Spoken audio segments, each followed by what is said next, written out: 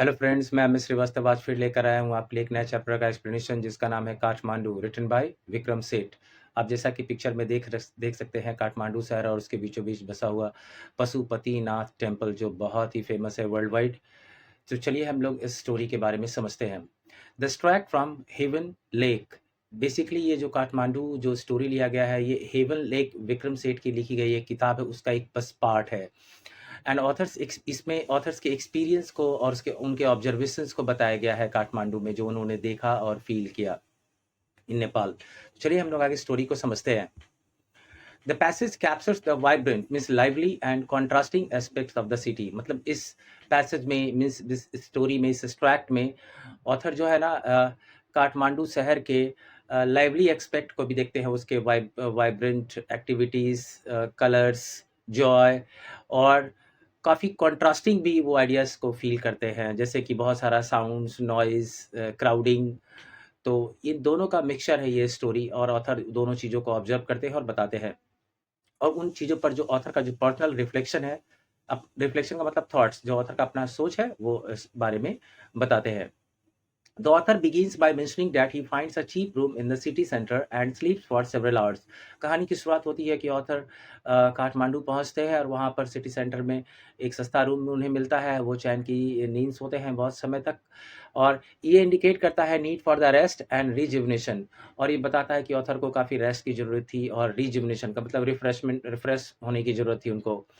The following morning he visits two important temples in Kathmandu. और जब next सुबह वो उठते हैं तो वो दो इंपॉर्टेंट प्लेसेस पे काठमांडू में घूमने के लिए जाते हैं, एक पशुपतिनाथ मंदिर और दूसरा Boudhanath stupa. At Pasupatinath Mandir, the temple also the author also describes a scene of bustling activity. वहाँ पर जाकर वो देखते हैं कि यहाँ की एक्टिविटी काफ़ी बसलिंग है, मतलब a state of busy and energetic moment, मतलब बहुत लोगों की भीड़ भाड़, नॉइस से भरा हुआ है। एंड फेब्राइल कन्फ्यूजन का मतलब हरीड एक्टिविटी, मतलब कंप्लीट केओस, मतलब सब चीज़ डिसऑर्डर्ड वे में, सब लोग अफरा तफरी मचाए हुए हैं, भीड़ मची हुई है, सब लोग चाह रहे हैं कि मैं पहले निकल जाऊं, मेरा काम पहले हो जाए। इस तरह का पूरा माहौल था, अफरा तफरी का माहौल। The temple is secret to both Hindus and Buddhist. वहाँ पर वो ऑब्जर्व करते हैं कि ये जो पशुपतिनाथ का मंदिर है वो हिंदुओं के लिए और बुद्धिस्ट दोनों के लिए पवित्र है। But there is a sign indicating that only Hindus are allowed to enter. लेकिन पशुपतिनाथ के मंदिर के बाहर एक साइन बोर्ड टंगा हुआ जिस पर लिखा है सिर्फ हिंदू ही अंदर प्रवेश कर सकते हैं। The author witnesses a diverse mix of people. वहाँ पर वो अलग अलग तरह के लोग को ऑथर देखते हैं, उनसे मिलते हैं, इंक्लूडिंग जैसे प्रेस्ट हो गया, डिवोटीज हो गए, मतलब कि जो श्रद्धालु लोग हैं, टूरिस्ट, एनिमल्स जैसे cows, monkeys, pigeons and dogs, सब कुछ उनको दिखाई दे रहा था आसपास। एंड वेंडर्स, जो स्ट्रीट पे सामान बेचने वाले लोग रहते हैं। The atmosphere is chaotic with people vying for the attention of priest and even a fight breaking out between monkeys. मतलब पूरा सिचुएशन जो है ना, एटमोस्फियर वहाँ का पशुपतिनाथ के मंदिर के आसपास का जो वातावरण था काफी chaotic था, मतलब एक्सट्रीमली डिसऑर्गेनाइज्ड। और पीपल जो है ना कम्पीट कर रहे थे, स्ट्रगल कर रहे थे, ताकि मुख्य पुजारी का ध्यान उनकी ओर पहले जाए, ताकि उनकी वो प्रसाद और माला ले ले और उनको भगवान पे चढ़ाकर उनको वापस कर दे। फिर वहां ने देखा कि मंदिर में कुछ बंदर्स लोग भी थे, आपस में फाइट कर रहे थे। The author mentions the presence of Nepalese royal princess. फिर ऑथर कहते हैं कि उसी समय नेपाली राजकुमारी जो है रॉयल प्रिंसेस वहां पर आई थी पूजा करने के लिए, और वो वहां पर आई, सभी लोगों ने उनको वाउ किया, मतलब नमस्कार किया, प्रणाम किया झुककर। The scene also includes the cremation of a corpse on the banks of holy Bagmati river. और चूंकि नेपाल का काठमांडू शहर बागमती नदी के किनारे बसा हुआ है, तो वहां पर अंतिम संस्कार भी हो रहा था, कई लाशों को जलाया जा रहा था। इन सभी चीज़ों को भी ऑथर ने देखा। उन्होंने ये भी देखा कि washer women work and children bathe, कि वॉशर वुमेन वहाँ पे काम कर रही है नदी के किनारे, और चिल्ड्रन जो है नहा रहे हैं उस नदी में। The author explains a belief that when a shrine which is like a small temple, मतलब वहाँ पर एक लोगों की मान्यता है कि वहाँ पे एक छोटा सा मंदिर है, दैट हाफ प्रोट्रूड्स, मतलब जो पार्शली एमर्जेज, मतलब थोड़ा सा बाहर निकला हुआ है किनारे से ऊपर। And it is believed that the goddess residing inside will be set free, marking the end of an evil period on earth. और ऐसा माना जाता है कि जिस दिन ये नदी के किनारे जो छोटा सा मंदिर बाहर निकला हुआ है, अगर वो पूरी तरह बाहर आ गया, तो ऐसा माना जाता है कि इसके अंदर जो देवी कैद है वो फ्री हो जाएगी, और इस पृथ्वी पर कलयुग का अंत खत्म हो जाएगा, यानी बुराई का जो समय है वो खत्म हो जाएगा। नेक्स्ट आप देख सकते हैं Boudhanath stupa. In contrast Boudhanath stupa a Buddhist shrine, ये एक बुद्धिस्ट मठ है और it offers a sense of stillness. यहाँ पर ऑथर आके बिल्कुल उल्टा फील करते हैं, मतलब जितना भीड़-भाड़, अफरा-तफरी उन्हें पशुपतिनाथ मंदिर में दिखा, उसका बिल्कुल उल्टा यहाँ पे पूरी तरह से शांति थी। The large white dome of stupa is surrounded by a road, और आप देख रहे हैं कि जो उजला सा गुंबद है स्तूपा का, इसके चारों तरफ एक रोड है।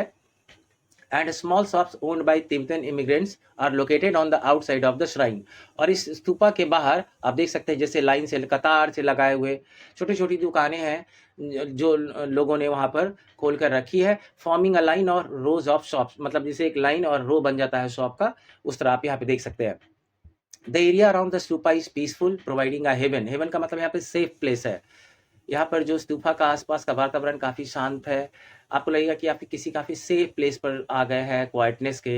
And busy street of Kathmandu से थोड़ा सा अलग आपको बिल्कुल महसूस होगा यहाँ पर आकर। The author then provides a vivid description of Kathmandu पर्सी, पर्सी का मतलब बाय इटसेल्फ। फिर वो खुद से काठमांडू का पूरी तरह से डिस्क्रिप्शन प्रोवाइड करते हैं। The city is portrayed as vivid, city को विविड कहा गया है। यहाँ पर विविड का मतलब फुल ऑफ लाइफ है, कलर है एंड एक्टिविटी है, और साथ साथ मशीनरी भी कहा गया, यानी फोकस्ड ऑन मेकिंग मनी और प्रॉफिट।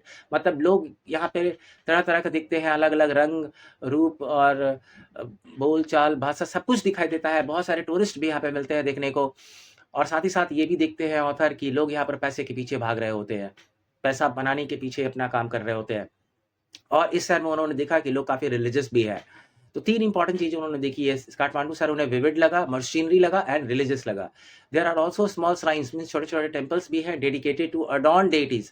अडॉर्न्ड डेटीज़ का मतलब होता है gods and goddesses decorated with ornaments, clothings, flowers और अदर डेकोरेटिव आइटम्स। यानी देवी और देवताओं को जो पूरा सजा कर जो हम लोग रखते हैं मंदिर में पूरा पहनावे के साथ, चढ़ावे के साथ, उनको हम लोग अडॉर्न्ड डेटीज़ कहते हैं। तो हाँ, छोटे-छोटे बहुत सारे मंदिर मिले अडॉर्न्ड डेटीज़ के ऑथर को along the narrow and busy streets.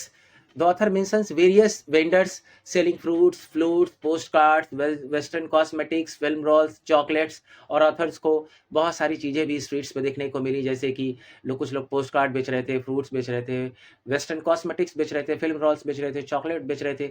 The streets are filled with sound such as blaring film songs. पूरे शहर में बहुत जगह साउंड ऑथर को सुनाई दे रहा था, जैसे फिल्मों के गाने बज रहे थे, car horns, bicycle bells and the lowing of cows, मतलब गायें भी चिल्ला रही थी। The author indulges in various purchases and treats such as marzipan. Author भी बहुत सारा परचेजेस में इन्वॉल्व होते हैं, खरीदारी करते हैं और कुछ लोकल जो चीज़ें हैं उसको खाने का प्रयास करते हैं, जैसे कि मार्जिपन वहाँ का एक स्वीट होता है made with grated almond, almond को ग्रेट करके बनाया जाता है, उसको खाया उन्होंने। फिर roasted corn on the cob, corn on the cob का मतलब होता है जो कॉर्न अटैच्ड होता है ना इसके सेंट्रल कोर और स्टेम से, वो पूरा जैसे हम लोग आग पे जलाते हैं और पूरा सहित में ऐसे तोड़ के खाते हैं, तो वो जो हैंडल होता है जो हम लोग पकड़ के खाते हैं उसको कॉब बोला गया है यहाँ पर। फिर ऑथर ने देखा कि रोड्स पर बहुत सारी लव स्टोरी कॉमिक्स बिक रही हैं और रीडर्स डाइजेस्ट बिक रहा है। By indulging in various streets such as, मतलब बहुत सारी वेरियस स्ट्रीट्स में अपने आप को इन्वॉल्व करके ऑथर ने, जैसे कि मार्जिपन का एंजॉय किया, roasted corn on the cob, love story comics and other items, the author finds pleasure and contentment. Author को काफ़ी खुशी मिलती है और अपने आप को काफ़ी सेटिस्फाइड फील भी करते हैं। The author contemplates his return home and considers different routes. फिर वो सोचते हैं कि अब मुझे वापस घर जाना चाहिए, डिफरेंट रूट लेना चाहिए। Although he initially entertains the idea of travelling by bus and train, he feels exhausted and homesick. लेकिन पहले तो सोचते हैं कि बस या ट्रेन से ही जाएंगे, लेकिन वो अपने आप को काफ़ी थका महसूस करते हैं और घर की काफ़ी याद आ रही होती है। सो उन्होंने डिसाइड किया कि एक फ़्लाइट ही बुक कर लूँ। So he purchase the ticket from the Nepal airline office. फिर बाद में in the square near the hotel the author notices a fruit seller, तो फ्लूट सेलर। फिर होटल के नीचे वो स्क्वायर था, वहाँ पर उन्होंने देखा कि बांसुरी बजाने वाला खड़ा है। The seller carries a pole with numerous bamboos flutes attach to it. तो एक लंबा पोल में ऐसे ऐसे ऐसे हम लोग जिस तरह वो लोग रखते हैं बांसुरी लगाकर, वो देखता है वो। Resembling the quills of porcupine, जैसे पॉर्क्यूपाइन में कैसे क्विल्स निकला रहता है ऊपर पॉइंटेड काटा, उस तरह उसको दिख रहा था ऑथर को। The seller occasionally plays the flute producing a meditative and melodic sound. और कभी कभी वो बांसुरी बजा भी रहा था, जिससे वो साउंड क्रिएट कर रहा था, वो काफ़ी मेडिटेटिव था, मीन्स थॉटफुल साउंड क्रिएट कर रहा था। और मेलोडिक मतलब प्लेजेंट एंड ट्यूनफुल, मतलब बहुत अच्छा धुन वो निकाल रहा था। इतना अच्छा धुन that rises above the cities noise, कहने का मतलब है कि उसका धुन जो है ना, it manages to capture attention, मतलब किसी का भी ध्यान खींच सकता था, creating a sense of peacefulness that rises above the surrounding noise. क्योंकि आसपास का वातावरण, जैसे कि पहले ऑथर ने बताया था कि नॉइज जो काठमांडू है काफी नॉइजी सिटी है, मतलब केओटिक सिटी है, बहुत भीड़ भाड़, बहुत नॉइज होता है। लेकिन ये जो बांसुरी बजा रहा था, तो ये सारे नॉइज से बढ़कर इसका वॉइस लग रहा था, बहुत अच्छा लग रहा था, ऑथर को अट्रैक्ट कर रहा था। द ऑथर इज कैप्टिवेटेड, वो मंत्र मुग्ध हो जाते हैं by the flute music, describing it as both universal and particular to different cultures. वो कहते हैं कि ये यूनिवर्सल है साउंड, कोई भी इससे अट्रैक्टेड हो जाएगा, किसी भी देश का व्यक्ति, क्योंकि बांसुरी वाली धुन कहीं भी दिखाई मिल सकती है देखने को। He reflects on the significance of flutes across various traditions and their ability to evoke a sense of shared humanity। फिर ऑथर सोचते हैं कि इस फ्लूट का डिफरेंट डिफरेंट ट्रेडिशंस में और कम्युनिटी में अलग अलग इंपॉर्टेंस होता है, और फ्लूट बजने के बाद ये एक जैसे माइंड में हमारे लाता है एक सेंस शेयर्ड ह्यूमैनिटी का, मतलब कनेक्शन बिटवीन अस, जैसे हम लोग सभी एक जैसे एक एक हो गए हो, एक जुड़ गए हो, संगीत सबको बांध देता है, उस तरह की फीलिंग ऑथर को समझ में आती है धुन सुनकर। He says yet to hear any flute is, it seems to me, to be drawn into the commonality of all mankind. Means when he listens to a flute, it feels like he is connected to all people in the world. He says to be moved by music closest in its phrases and sentences to the human voice। मतलब the music played on the flute is very similar to the way people speak। मतलब जिस तरह संगीत बजाया जाता है flute में, flute से, वो बिल्कुल उसी तरह से धुन निकलता है जैसे इंसान प्यार से बातें कर रहे हो। Its motive force too is living breath. Means कहना चाह रहा है द एनर्जी और ड्राइविंग फोर्स जो है इसके पीछे, फ्लूट के म्यूजिक के पीछे, ये भी किसी पर्सन के ब्रीथ के कारण आता है, यानी हम लोग सांस लगाते हैं तब वो धुन निकलता है। It too needs to pause and breathe before it can go on.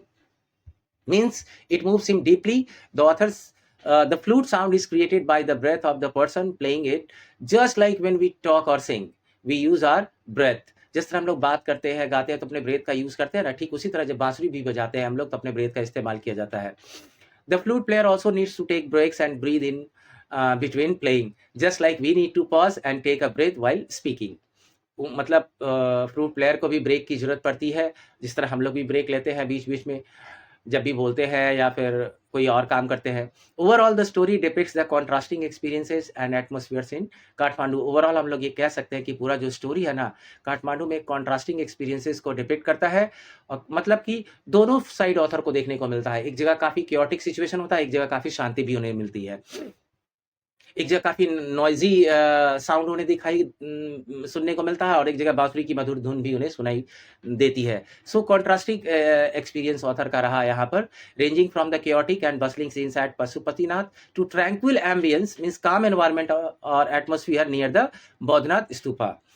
The author's observations and personal reflections on the city, its people, and the flute music highlight the diversity and impact of cultural elements. Means author का जो observation है, उनका जो विचार है, उनका जो सोच है, उनका जो थॉट है इस सिटी के बारे में, उसके लोगों के बारे में और फ्लूट म्यूजिक के बारे में, ये हाईलाइट करता है कि यहाँ का कल्चरल एलिमेंट जो है, सांस्कृतिक जो तत्व हैं वो काफ़ी डाइवर्स है, मतलब अलग अलग हैं, और इनका प्रभाव भी काफ़ी गहरा है। दोस्तों मैंने आपकी सुविधा के लिए इस पूरे चैप्टर का क्वेश्चन आंसर यहाँ पर दे दिया है, इसका लिंक मैंने डिस्क्रिप्शन बॉक्स में पोस्ट कर दिया है। आप डिस्क्रिप्शन बॉक्स में जाएंगे, लिंक मिलेगा, आप उसको खोलेंगे, आपको फिर से ये क्वेश्चन आंसर दिखाई देगा, आप उसे वहाँ पर लिख सकते हैं, याद कर सकते हैं और दोस्तों को भी रिकमेंड कर सकते हैं। दोस्तों अगर आपको मेरी टीचिंग अच्छी लगती है तो प्लीज़ आप मेरे channel English tutor by M S Srivastava को शेयर, सब्सक्राइब और लाइक करें और दोस्तों को भी रिकमेंड करें। Thank you for your support.